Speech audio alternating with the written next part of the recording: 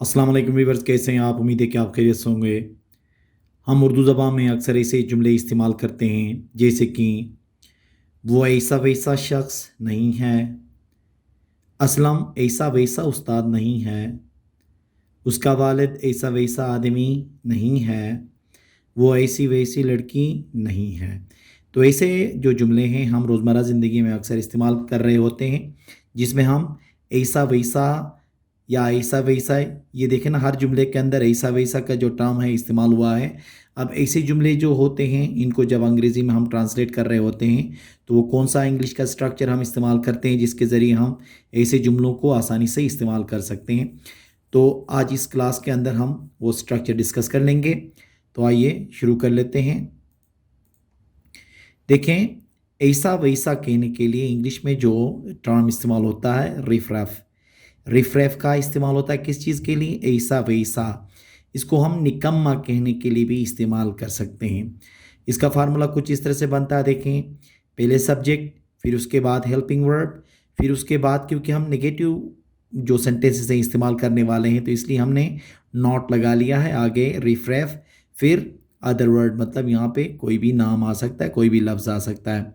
जैसे कि देखें, वो ऐसा वैसा शख्स नहीं है, वो ऐसा वैसा शख्स नहीं है, तो क्या होगा?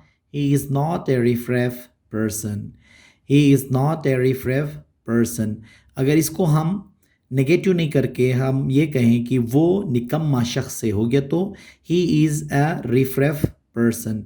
यहाँ पे हम नॉट का फिर इस्तेमाल नहीं करेंगे क्योंकि निकम्मे के लिए भी इस्तेमाल होता है रिफ्रेफ का टर्म। असलम ऐसा वैसा उस्ताद नहीं है। असलम ऐसा वैसा उस्ताद नहीं है। Aslam is not a riffraff teacher.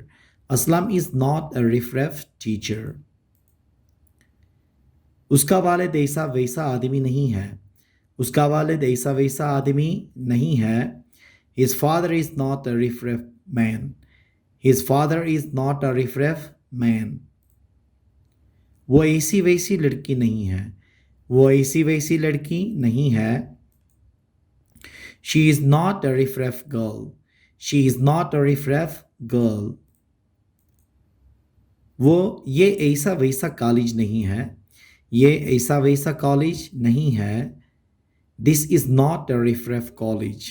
This is not a riffraff college. तो हमने क्या पढ़ा? हमने ये पढ़ा कि ऐसे जुमले जिसमें हम ऐसा वैसा का लफ्ज़ इस्तेमाल कर रहे होते हैं, जब ऐसे जुमलों को हम इंग्लिश में ट्रांसलेट करेंगे तो हम कौन सा टर्म इस्तेमाल करेंगे? रिफ्रेफ का टर्म या स्ट्रक्चर इस्तेमाल करेंगे तो आसानी से हम ऐसे जुमलों को ट्रांसलेट कर सकते हैं। उम्मीद है कि आज का ये लेक्चर आपको पसंद आया होगा। Thank you very much.